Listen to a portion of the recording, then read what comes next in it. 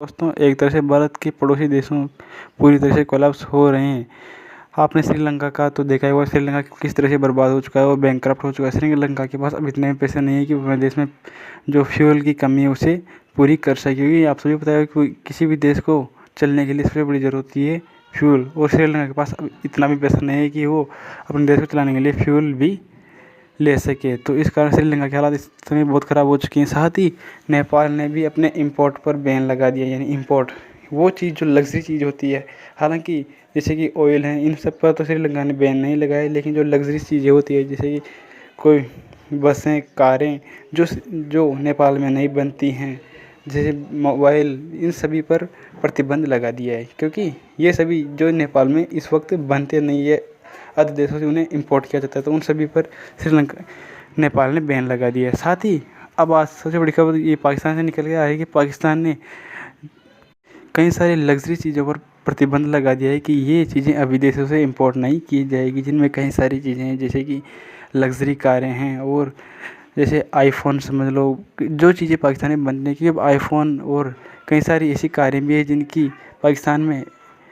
Manufacturing नहीं होती हैं और पाकिस्तान उन्हें इंपोर्ट करता है। तो पाकिस्तान की सरकार ने इन पर प्रतिबंध लगा दिया है कि अब ये पाकिस्तान में नहीं आएगी। तो दोस्तों, आपको बता दें कि पाकिस्तान की सरकार ने ऐसा क्यों किया और इन पर बैन लगाने से क्या होता है। तो दोस्तों, आप सभी को बता दें कि यदि मानो कोई भी व्यक्ति, जैसे कोई सामान्य व्यक्ति कोई कार खरीद रहा है और वो कार पाकिस्तान में नहीं बनती, तो उसे इंपोर्ट करेगा, और इंपोर्ट करने के लिए उसे सबसे बड़ी बात करनी पड़ती है, वो है पाकिस्तान का कोई व्यक्ति उसे खरीदेगा तो उसे उस कंपनी को पेमेंट करना पड़ता है, और पेमेंट कोई भी कंपनी यदि विदेश से चीज़ किसी देश में इंपोर्ट होती है, इंपोर्ट या एक्सपोर्ट होती है, तो डॉलर में ट्रांजैक्शन होता है, या फिर कोई मजबूत करेंसी हो उसमें ट्रांजैक्शन होता है, जैसे कोई यूरो हो, तो इन सब में ट्रांजैक्शन होता है। अब पाकिस्तान की जिस तरह से करेंसी क्रैश कर रही है, उस हिसाब से पाकिस्तानी करेंसी से तो कोई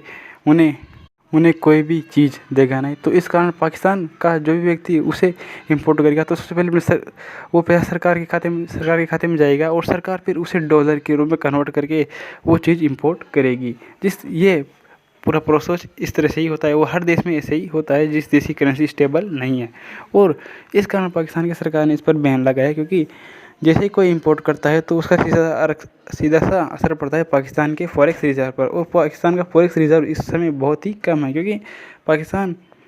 कई सारे ऐसे लोन है जो इस वक्त चुका रहा है और उसका इंटरेस्ट चुका रहा है। हालांकि लोन तो पाकिस्तान चुका नहीं पा रहा है, लेकिन वह इंटरेस्ट चुका रहा है। इस कारण पाकिस्तान के हालात इस वक्त काफ़ी ज़्यादा ख़राब है, और पाकिस्तान की सरकार ये चाह रही है कि हम कई ऐसी चीज़ें जिन पर बैन लगा, जिससे कि हमारा इंपोर्ट और एक्सपोर्ट दोनों बराबर हो, यानी थोड़ा मैनेज हो सके, क्योंकि पाकिस्तान का इंपोर्ट बहुत ज़्यादा है और एक्सपोर्ट कम है, तो इस कारण दोनों को वहाँ की सरकार बराबर करे। हालांकि उनकी सरकार का फैसला तो अच्छा है, लेकिन इससे आने वाले उन्हें बहुत नुकसान हो सकता है, क्योंकि